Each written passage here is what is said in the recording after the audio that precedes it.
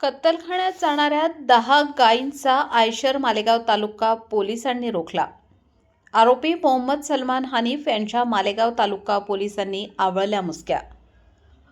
गोतस्कर वाहन चालकाने पोलिसांच्या अंगावर आयशर चालवण्याचा केला प्रयत्न. तुम्ही पाहत आहात गाव ते राज्य मराठी न्यूज चॅनल.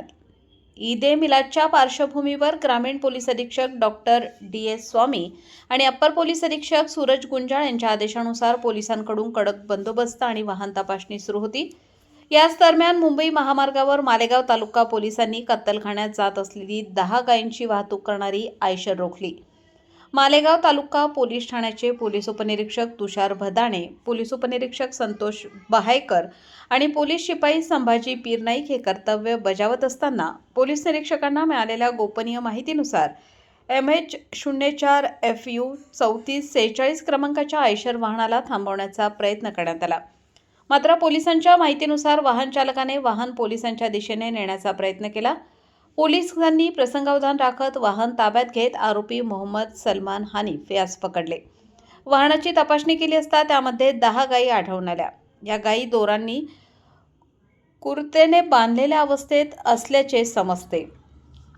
या प्रकरणी मालेगाव तालुका पोलीस ठाण्यात गुन्हा क्रमांक 769/2026 दाखल करण्यात आला आहे. भारतीय न्याय संहिता 2023 मधील कलम 109(1) महाराष्ट्र प्राणी संरक्षण कायद्यातील संबंधित कलमे तसेच प्राण्यांना क्रूरतेपासून प्रतिबंध करण्याच्या कायद्यानुसार कारवाई करण्यात आली आहे. या प्रकरणातील संशयित आरोपी मोहम्मद सलमान मोहम्मद हनीफ राहणार बिस्मिल्ला नगर मालेगाव याला न्यायालयात हजर करण्यात आले. न्यायालयाने त्याला 29 ऑगस्टपर्यंत पोलीस कोठडी सुनावल्याची माहिती आहे. दरम्यान महामार्गावर पोलिसांनी केलेल्या या कारवाईमुळे बेकायदेशीर प्राणी वाहतुकीविरोधात पोलिसांची कडक भूमिका पुन्हा एकदा स्पष्ट झाली आहे.